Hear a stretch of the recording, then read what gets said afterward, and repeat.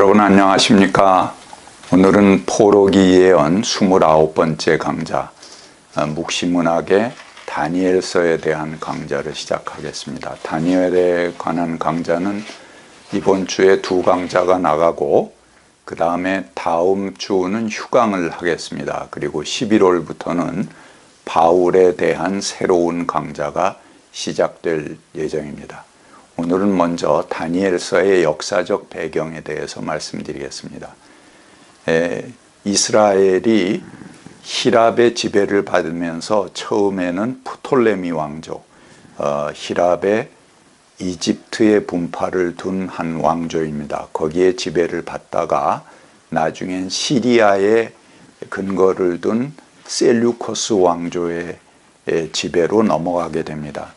근데 이 셀류커스 왕조의 안티오코스 에피파네스 3세가 223년부터 187년까지 주전이죠. 물론 그 시간에 다스렸는데 셀류커스 왕국의 국력을 신장시켰습니다.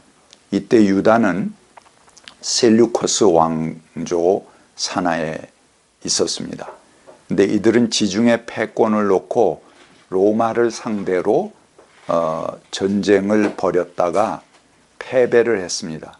그래서 심각한 재정 고갈을 겪게 됩니다. 이에 그 뒤를 이은 안티오코스 에피파네스 4세, 주전 175년부터 163년까지 다스리게 되는데요. 이 에피파네스 4세가 중흥 정책을 펴게 됩니다.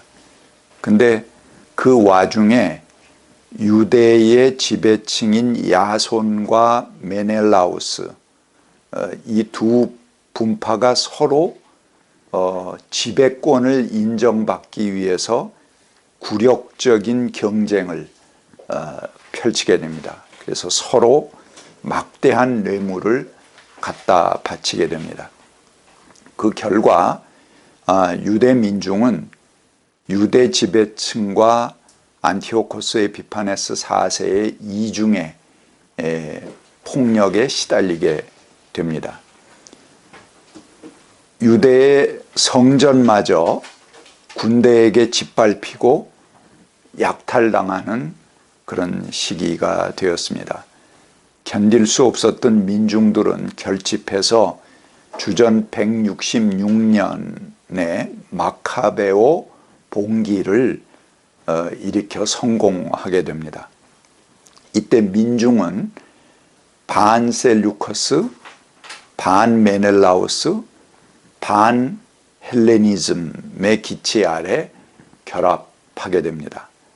다니엘서는 마카베오 봉기가 일어나기 이전에 아주 암담했던 상황, 막 봉기 직전에 가장 어둠이 심했던 그런 상황에서 쓰여졌다고 볼 수 있겠습니다.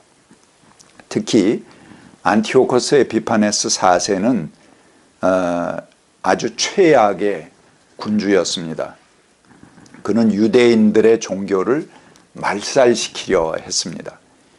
유대인들의 신앙 정체성을 상징했던 안식일과 할례를 금지시키고 성전 안에 제우스 신을 위한 제단을 세우게 했습니다.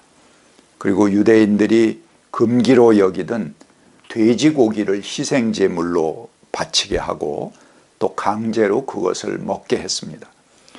이런 상황은 외경 마카베오서에 상세하게 기록되었습니다. 제가 마카베오상 1장 41절부터 50절까지 읽어드리겠습니다.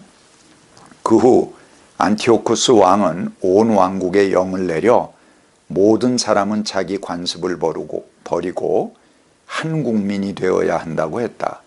이방인들은 모두 왕의 명령에 순종했고 많은 이스라엘 사람들도 왕의 종교를 받아들여 안식일을 더럽히고 우상에게 제물을 바쳤다. 왕은 또 사신들을 예루살렘과 유다의 여러 도시에 보내어서 다음과 같은 칙령을 내렸다. 유대인들은 이교도들의 관습을 따를 것, 성소 안에 본제를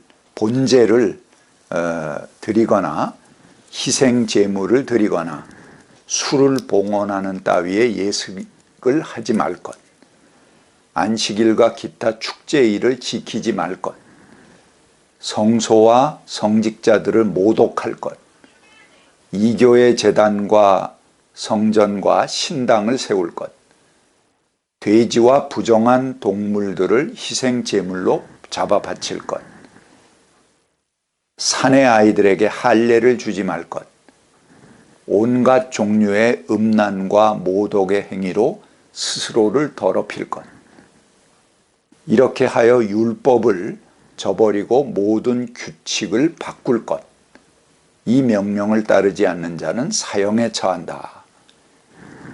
아주 정말 그 상대를 모독하는 그런 내용들이죠. 이런 상황은 다니엘서에도 여러 곳에 언급되고 있습니다.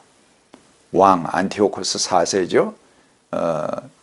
이 특정 음식을 먹으라고 강요하는 조치를 내리게 됩니다. 그리고 다니엘은 이를 거부하지요.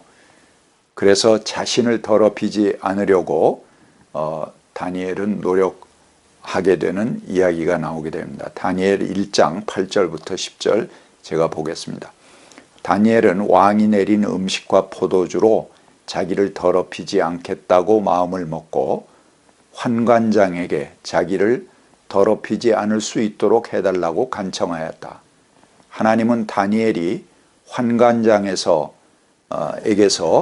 호의와 동정을 받도록 해주셨다.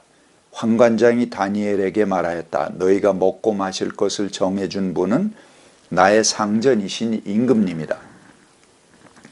임금님께서 너희의 얼굴이 너희와 같은 나이의 젊은이들보다 더 상해 있는 것을 보시게 될까 두렵다. 그렇게 되면 너희 때문에 내 목숨이 임금님 앞에서 위태롭게 될 것이다. 또한 왕은 에피파네스 4세입니다. 야훼 하나님께 기도하는 행위를 금령으로 삼습니다.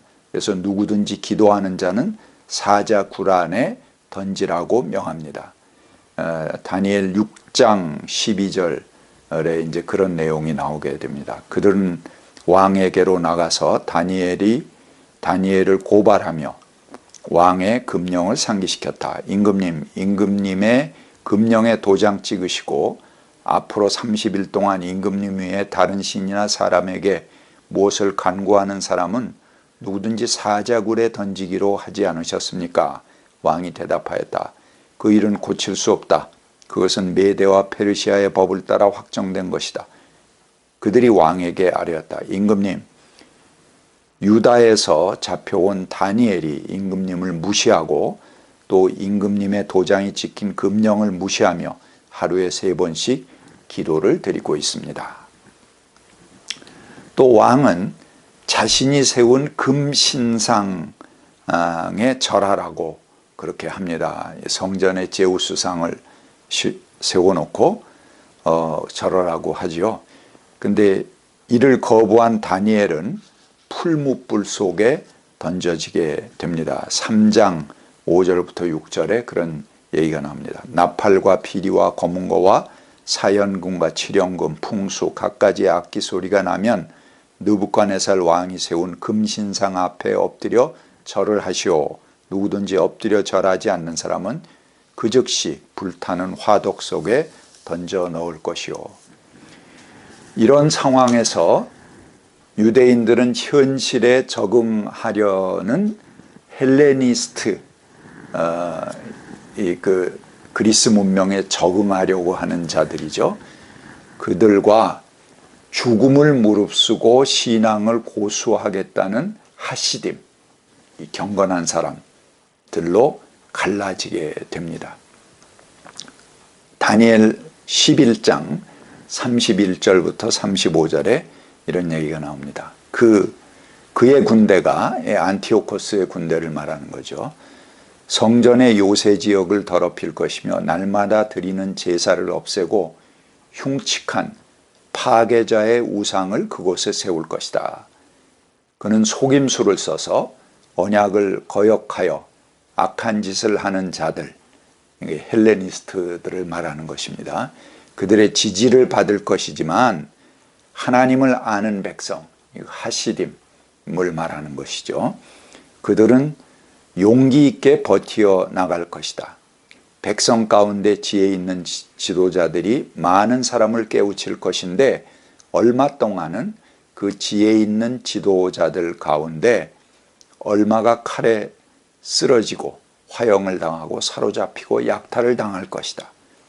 학살이 계속되는 동안에 하나님의 백성이 조금은 도움을 받을 것이나 많은 사람은 술책을 쓰며 적군과 한패가 될 것이다. 또한 지혜 있는 지도자들 가운데 얼마가 학살을 당할 것인데 이 일로 백성은 단련을 받고 순결하게 되며 끝까지 깨끗하게 남을 것이다. 하나님이 정하신 그 끝날이 올 때까지 이런 일이 계속될 것이다. 그래서 이 다니엘서는 바로 그 마카비 혁명 직전에 신앙을 고수하기 위해 투쟁했던 하시딤, 나중에 이 혁명을 성공시키고 그 하스몬 왕조를 세우게 되죠. 그리스가 전 세계를 지배했을 때 유일하게 독립국가를 이루게 됩니다. 유대가 그래서 자부심이 굉장히 높아집니다. 이건 마카비 형제의 혁명이 성공했기 때문에 그런 거죠. 그 혁명을 위해 투쟁했던 하시딤에 의해서 쓰여졌고 하시딤을 위해서 쓴 책이라고 볼 수 있겠습니다. 그래서 다니엘서는 종교적 박해 가운데서도 첫 번째 변절하지 말고 끝까지 신앙을 지킬 것을 권고하고 두 번째는 임박한 종말의 비전을 보여줌으로써 하시딤들에게 희망과 용기를 주는 책입니다. 세 번째는 아울러 악의 세력들에게 저항하기 위해서 기록된 묵시문학서다 이렇게 볼 수 있겠습니다. 감사합니다.